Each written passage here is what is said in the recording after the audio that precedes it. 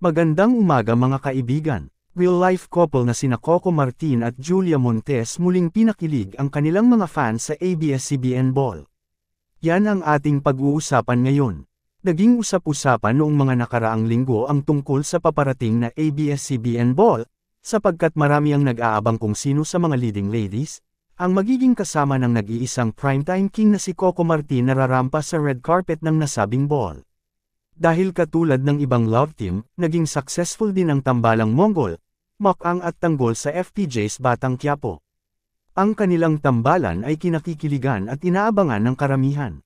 Marami ang bumilib sa naging tandem ng dalawa sa kanilang mga eksena, sapagkat sa mga hindi pa nakakaalam ang kanilang mga eksena ay kadalasang walang script na binabasa.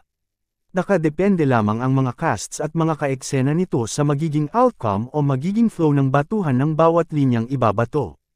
Dahil dito, mas nakikita ang pagiging magaling ng bawat aktor sa kanilang mga eksena at mas na-emphasize ang galing nila sa kanilang craft. Sapagkat wala mang kinakabisadong script, na itatawid ng buong casts ang buong storya ng walang tapon. Sa kabilang banda naman, naging matunog din ang tandem nina Bubbles at Tanggol, Ivana Alawi at Coco Martin sa FPJ's Batang Quiapo. Ito ay matapos sandaling na mamaalam ang karakter ni Mokang na si Lovie Poe dahil sa pagpapakasal nito sa kanyang real-life sweetheart, long-time at non-showbiz boyfriend.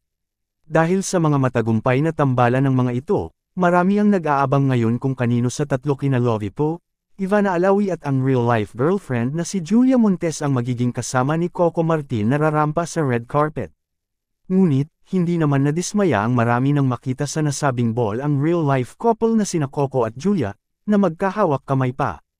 At tila bumalik ang kilig sa mga fans ang tila pag-amin nila kamakailan lang sa kanilang naging mahabang relasyon noon at magpahanggang ngayon.